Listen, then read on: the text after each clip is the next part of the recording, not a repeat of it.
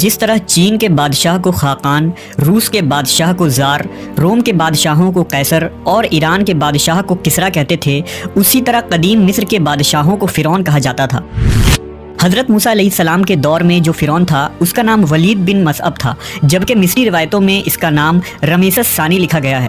فرعون خود کو نہ صرف مصر کا بادشاہ بلکہ خدا کہلواتا تھا اور خود کو مقدس ہستی ظاہر کرتا تھا۔ وہ اپنی رعایا سے کہا کرتا تھا، میں تمہارا سب سے بڑا رب ہوں۔ وہ نہایت ہی ظالم، سرکش اور متکبر تھا۔ وہ لوگوں کو چھوٹی چھوٹی غلطیوں پر سخت ترین سزائیں دیتا۔ فرعون کی حکومت میں بنی اسرائیل کی حالت بدترین تھی۔ ان سے مصر کے تمام عہدے چھین لیے گئے تھے اور ان پر قبطی لوگ بے انتہا ظلم و ستم ڈھاتے تھے۔ بنی اسرائیل کی تعداد کئی لاکھ ہونے کے باوجود مصر میں ان کی حیثیت صرف غلام کی تھی۔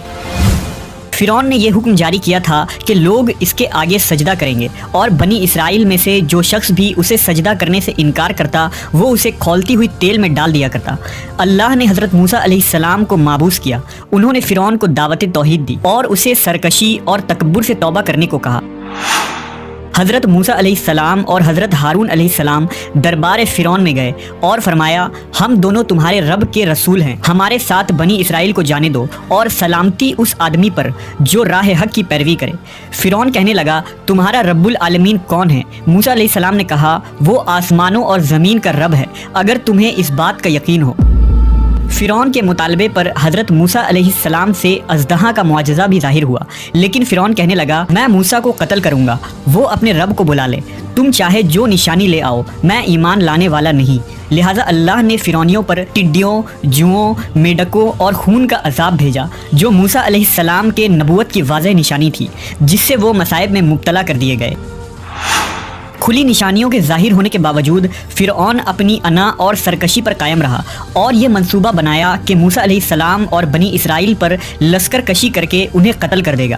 لہٰذا اللہ تبارک و تعالیٰ نے موسیٰ علیہ السلام کو حکم دیا کہ راتوں رات بنی اسرائیل کو لے کر مصر سے فلسطین کے لیے نکل جائیں۔ لہٰذا آپ بنی اسرائیل کے ساتھ نکل پڑے۔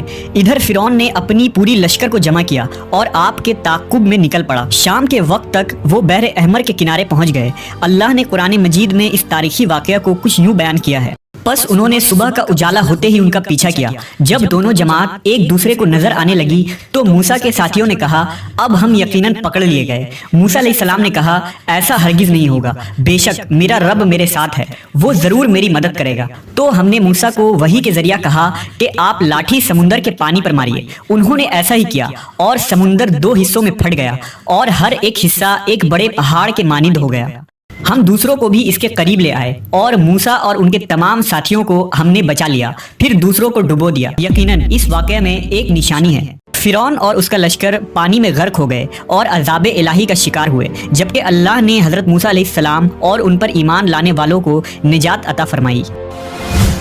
دنیا میں آل فرعون کو سمندر میں غرق کر کے سزا دی گئی اور آخرت میں ان کے لیے شدید ترین عذاب ہوگا، جیسا کہ اللہ نے قرآن مجید میں فرمایا، اور فرعونیوں کو برے عذاب نے گھیر لیا۔ وہ لوگ صبح و شام نار جہنم کے سامنے پیش کیے جاتے ہیں، اور جس دن قیامت آئے گی اللہ فرمائے گا، فرعونیوں کو سب سے سخت عذاب میں داخل کرو۔